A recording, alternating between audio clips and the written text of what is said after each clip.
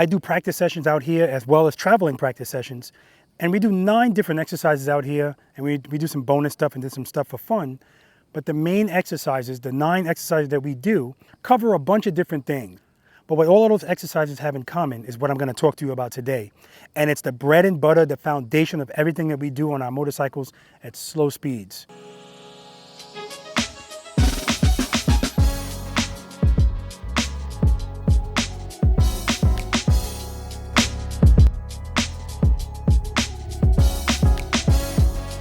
Keep it loaded, keep it loaded, keep it loaded, keep it loaded.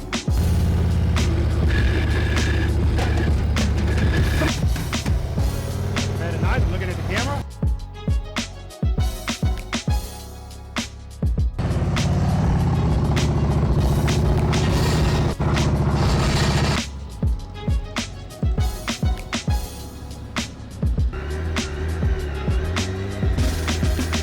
Very nice, good, good, good.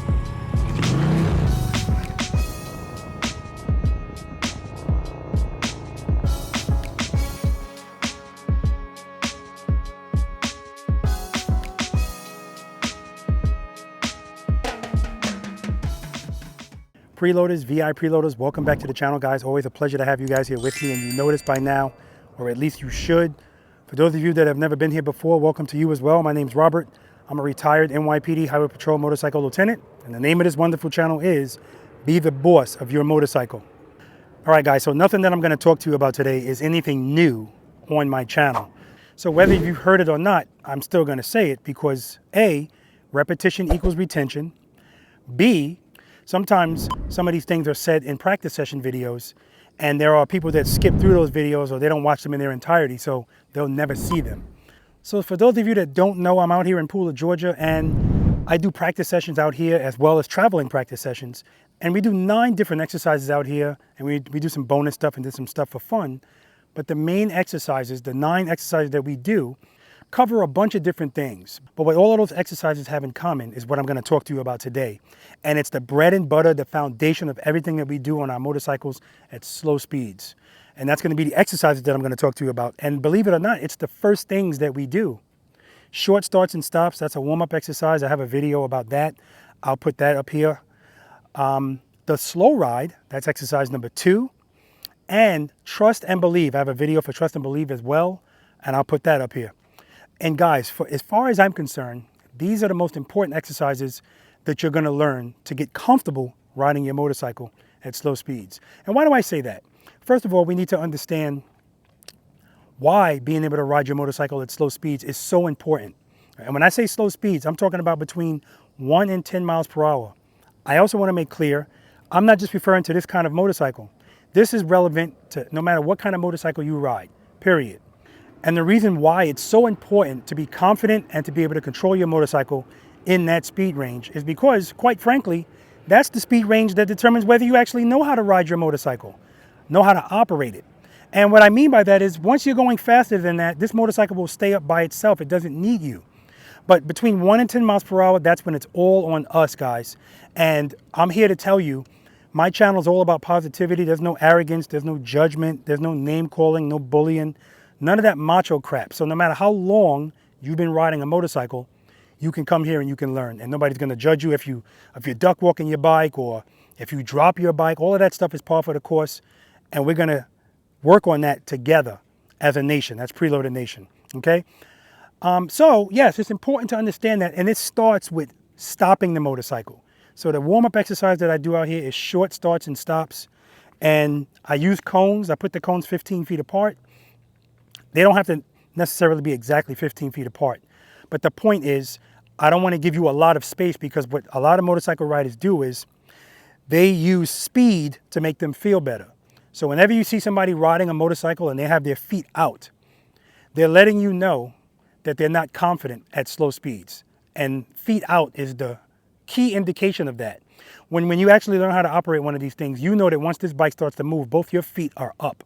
There's no reason to have your feet out because power to the rear wheel is what keeps the bike up, right? And we're going to talk about that and why all of this is relevant and why we go over this first. Because at the end of the day, if you're comfortable doing these 3 exercises that I'm going to talk to you about, if you get comfortable doing those, everything else that you do out here is going to be so much easier to learn. And I want you to think about that. Everything that we're doing, we're straight up. We're not doing any leaning or anything like that. So if you're not comfortable doing straight up exercises, you're definitely not going to be comfortable leaning. But that's not true with everybody, because the reason why some people are more comfortable leaning the motorcycle is because in order to lean, you have to introduce speed. So now the motorcycle is kind of taking over a little bit for you. That's why, in my opinion, to be able to ride your motorcycle at slow speeds straight up, no leaning involved, and that includes making turns, that is way more difficult to learn and takes way more skill than anything leaning, right? That's my opinion. Okay, so I focus on not only starting smoothly, because that's the main thing, and another thing, you'll see motorcycle riders with their feet down, and then as the motorcycle starts to move, they'll keep their feet down until they feel a comfortable enough speed. In other words, the motorcycle can take over, and then they lift their feet up. That's why I call the feet landing gear, because when the plane takes off, once the plane is off the ground, now the gear can come up because they're not needed anymore. And that's the same concept of people with their feet. But I'm here to tell you, you don't need your feet at all while the bike is moving, okay? It's rarely the answer. Then, when it's time to stop the motorcycle, this is what I harp on all the time, guys. And whenever I do a private lesson out here, regardless of the reason people tell me they're here, they need help with U-turns or whatever, I always start with short starts and stops, because it's the foundation, and you don't know what you don't know.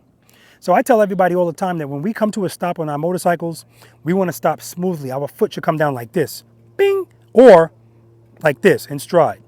That's it. Your foot shouldn't come down twice, because then you're doing stuff uncoordinated, right? I'm not going to get into all of that, guys. You can watch the video that I did on that, and I explained that. But the point is, we want to stop smoothly and controlled. Smooth and controlled. That's what this is all about. And listen, guys, I get it. I know that when you're nervous and you're trying to figure this out, it's difficult to be smooth and do stuff with grace and fluidity. I get that. But keep in mind, the more you practice this, the easier it's going to get. And then you'll understand that you need to be graceful, and everything that you do should be smooth. With the throttle, with the clutch, with the rear brake, everything's smooth. Also, we need to understand what keeps this motorcycle up at slow speeds. And the answer is power to the rear wheel.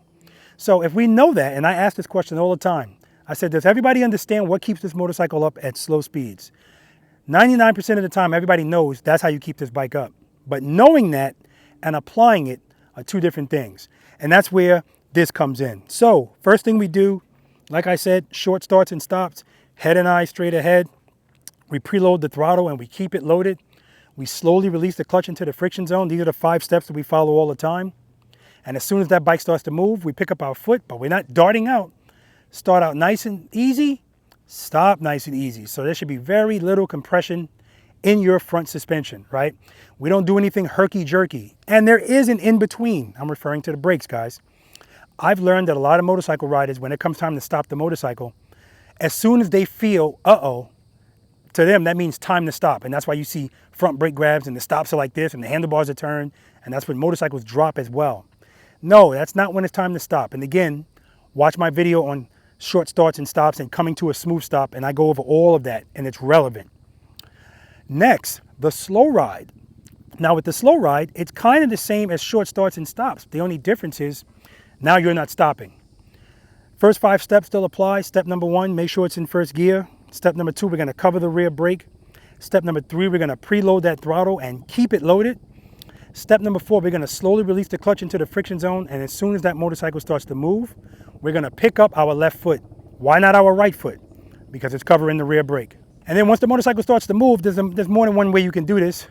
You can pull the clutch back in once you have some momentum, and as soon as you start feeling your handlebars going like this, in other words, as soon as you feel like you're going to fall, open the clutch back up a little bit. And then when you have enough momentum, squeeze the clutch back in, coast. You can do it that way. But remember, we're always covering the rear brake, whether we're using it or not. And the purpose of that is if we need it, we can apply gentle pressure to it. When you don't cover it and you have an uh-oh moment, chances are you're going to smash at it. And smashing at the rear brake when you're trying to do something slow, it's the equivalent of you being on a tightrope and somebody coming behind you and going like this to the rope, right? So we don't want to disturb the motorcycle while we're already trying to do stuff very slow, because everything that you do on that motorcycle at slow speeds, every movement's going to be exaggerated because you're going slow.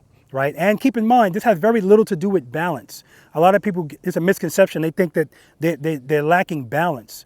But remember, the motorcycle was staying up because of the power to the rear wheel, not your balance, right? There's exceptions to this, but the point is that's the main thing that's keeping up the motorcycle is power to the rear wheel. Or you can open up the clutch into the friction zone, and once you start moving, you can drag the rear brake, light pressure, that's all you need. Or you could do a little bit of both, right? There's a million ways to do everything, guys. And then the last exercise, the one that freaks people out the most, is trust and believe. And I named it that because that is exactly what's going on out here. You have to trust and believe that as long as you provide sufficient power to the rear wheel of your motorcycle, it's not going to fall. You have to trust and believe that. Sufficient power. And so the reason why all three of these exercises are so important is because A, you need to be comfortable riding in the friction zone. And that's what you're doing when you're doing short starts and stops. That's what you're doing when you're doing the slow ride. You're riding in the friction zone or in and out of the friction zone. But the point is, you're using the clutch to control your speed. The rear brake is going to help correct mistakes because we're not robots. So there are times when you might open up the clutch and you might open it up too much. As soon as you feel that, because your foot's already covering the rear brake, you can correct it. Make corrections as soon as you feel them, and they're small movements. When we wait longer, it's a bigger movement, and then we start to panic. But it's important that you know there's nothing to panic about. As long as you provide sufficient power to the rear wheel, the motorcycle's not going to fall. That's not my opinion. That's a fact. So in trust and believe, guys, 5 steps. Make sure it's in first gear. Cover the rear brake. Preload the throttle and keep it loaded. Now we're going to bring the clutch right before the friction zone. We're not in the friction zone, right before it.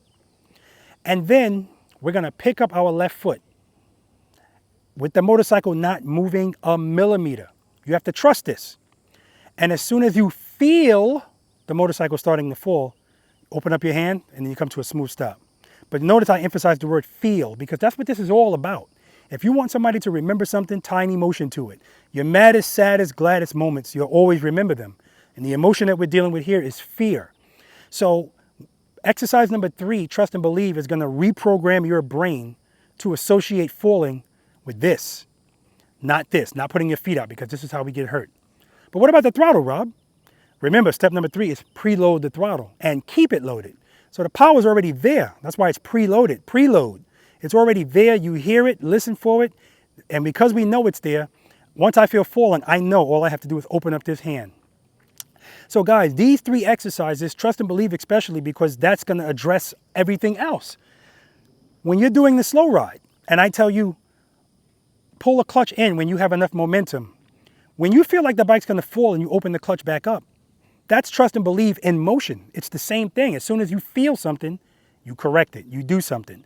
And what you're doing is providing power to the rear wheel by opening up the clutch a little bit. You don't have to open it a lot, but that depends. If you open up, if you're doing trust and believe and you pick up your foot and you let the bike go this much over, yeah, you're gonna have to open the clutch quicker and more, and you might even have to throttle it. But the point is, that's still the answer, not your foot. Once we get comfortable with that, that's what's gonna make everything else easier, because no matter what exercise we're doing out here, the fear is I'm gonna fall, I'm gonna drop the bike. If you can get over that, all of this stuff becomes easier to learn. Single serpentine, figure 8, U-turns, and exercise number 4, right turns, left turns from a stop. The highest failure rate out here. Why? Because you have to ride in the friction zone slow and then make a 90-degree turn. No leaning, straight up. That's a lot easier to grasp and practice and get without being intimidated by it when you can master the friction zone, riding in the friction zone, and understanding that anytime you feel something and you don't like the way it feels, don't put your foot down, don't pop the clutch out, just go back into the friction zone, drag the rear brake if you need to, head and eyes, make that turn, and everything will work out, guys. So trust me, guys, do me a favor. If you don't practice anything else, slow speed-wise, I want you to practice these 3 exercises. They don't require you to lean, so it doesn't matter how big the front wheel on your motorcycle is. Your handlebars don't really matter, although, within reason. But I want you to practice the warm-up exercise, short starts and stops. I want you to practice the slow ride, and I want you to practice trust and believe. Now, the good thing about the first 2 is you can practice them anywhere. I'll tell people all the time, why rush to that red light? If it's red, do the slow ride. And see if you can do the slow ride until the light turns green, and you won't even have to come to a stop. A lot of people have done that and they love that feeling. And the beauty about short starts and stops is you always have to stop your motorcycle and you always have to start it. I don't care where you are. I don't care what kind of motorcycle you ride. I don't care how long you've been riding. You have to stop it. So because that's something we all have to do, regardless of what kind of motorcycle we ride, shouldn't our confidence be through the roof when it comes time to stop? This includes when you have a passenger or luggage. Nothing changes if you're doing this properly. Again, definitely check out the videos that I did for more specificity on stopping your motorcycle smoothly and starting smoothly, but stopping in particular. All right, guys? All right, listen, I hope this video helped you out, guys. Definitely watch these practice session videos, guys. They have chapters in them, so if there's something specific that you want to watch and you don't want to watch the whole thing, you can skip right to it. But just keep in mind, there's tons of information in these practice session videos. And by skipping around and not watching it all, you miss some stuff. You don't have to watch it all in one shot, although there are some people that do. But even if it takes you a while, just watch it. Get a full lesson out of this. But more importantly, guys, I need you to go out and practice, all right? If this video helped you out, guys, or any other videos that I have helped you out, please hit that subscribe button, hit the like button, share these videos with people that you know, and maybe even some people that you don't. If you see that they can benefit from it, which I can tell you, guarantee you, most motorcycle riders will benefit from this. And hit that notification bell and switch it to all if you want to be notified anytime I put out a new video. And if you're interested in coming out here to Pooler, Georgia, and practicing with me for free in as many of my practice sessions as you want, you can become a V.I.Preloader. I'll put a video up here as well explaining what V.I.Preloaders are and the perks that they get. All right, guys, I say it all the time. Seat time doesn't equal practice time. If you have time to ride your motorcycle, you have time to practice on it. Like I'm not saying you make time. You have time to practice if you have time to ride. Until next time.